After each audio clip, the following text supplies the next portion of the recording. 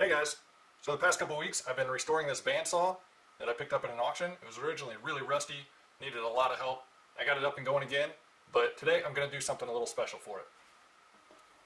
The original badge that was on the top cover, Atlas Press Company, I'm going to replace it with a custom made one. So I had some vinyl decals cut of the logo of the makerspace.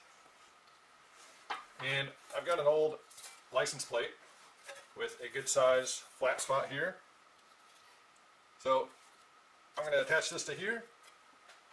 I'm going to use some PCB etching solution, also known as ferric chloride. And I'm going to make a new badge for this.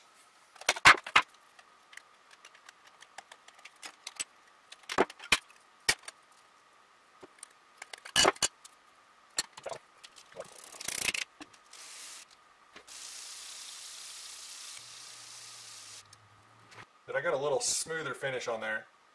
You can still see the swirl marks, but those should polish out just fine once I progress up through the grips. You're supposed to use transfer tape to get the decal off the paper backing onto your material. I don't have any transfer tape. So I experimented with a couple different techniques, and with what I have at my house without going and buying a bunch of stuff for this little tiny project, what I found that works is press and seal. The problem with this is it's kind of stretchy. It won't lay down real flat. So I'm going to do this directly on top of the vinyl, and then I'm going to put a backing of just clear packing tape, and that'll give it some rigidity so I can transfer this sticker onto my aluminum. So just touching this stuff, if you just touch it lightly, it doesn't even feel sticky at all. But if you really press on it, then it sticks pretty good.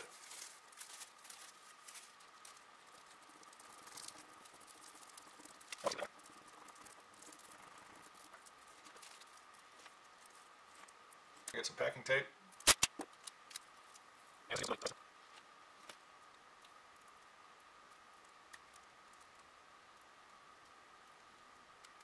Ta-da! Got it. Packing tape, press and seal.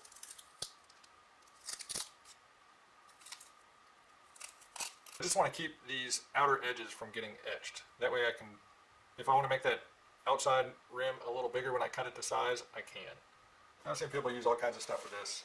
Electrical tape, packing tape. Okay, so this is what I'm going to put my ferric chloride in. And I've read, I don't know how well it works, but I've read that if you put the surface to be etched facing down, that any material that's getting eaten away by the acid will fall to the bottom. But you don't want it just sitting on the bottom, because then it has nowhere to fall. So someone suggested taking some PVA foam, putting it on the corners as kind of little feet. So we'll try that. So I just got a slit in there. There we go. And that'll sit in there just like that. On to the ferric chloride.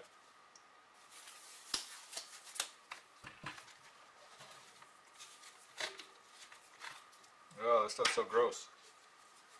But here we go. It's like a dark brown color. And that's what that looks like.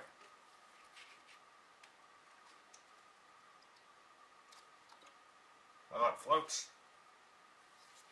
I need something to hold it down.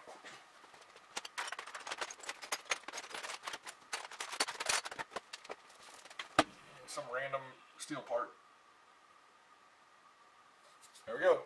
Alright, start the timer. Alright, so it's been about 40 minutes. I'm going to take this thing out of here and see how it looks.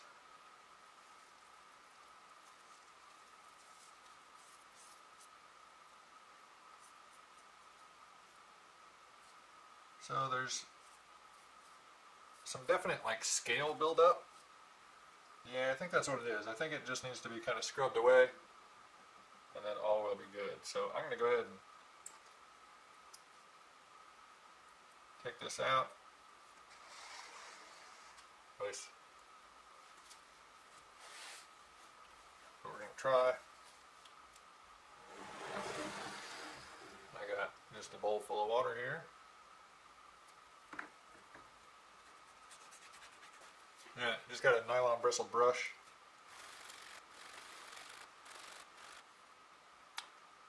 But there's definitely, this camera doesn't focus. There's definitely a little bit of a recess there. And so that's good. That's what we were looking for.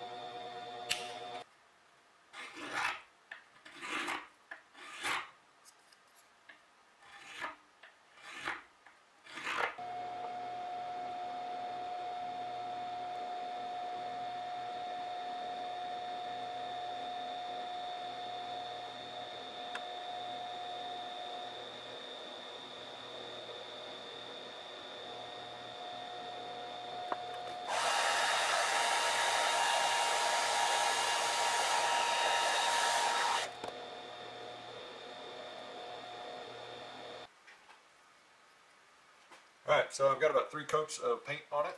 I guess this is like the moment of truth. I'm going to go ahead and peel the vinyl off. Hopefully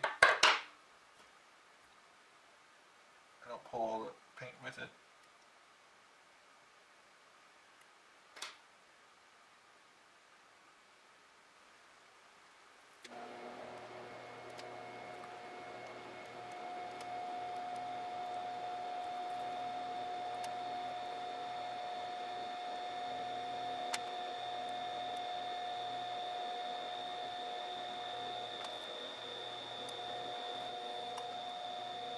Well, the etch didn't go quite as deep as I had hoped. Either that or just the thickness of this paint. Since I had to build it up so much to actually show up orange, that may be a factor too. I think my etch was deep enough. So I've been sanding on this a little bit. Because this plate warped a little bit as I was cutting it, it's kind of hard to move just the plate on the sandpaper. So I've been laying this flat, and I'll apply a little bit of water to my sandpaper and to my plate here. And then I've just been going over it lightly, just with 2 fingers.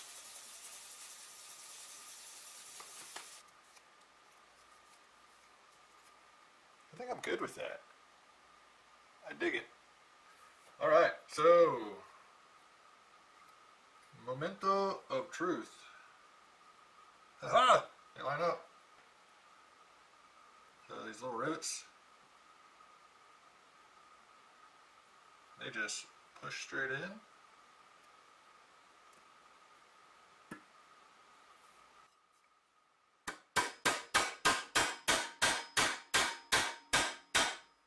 So you can see I even have orange polyurethane tires on here.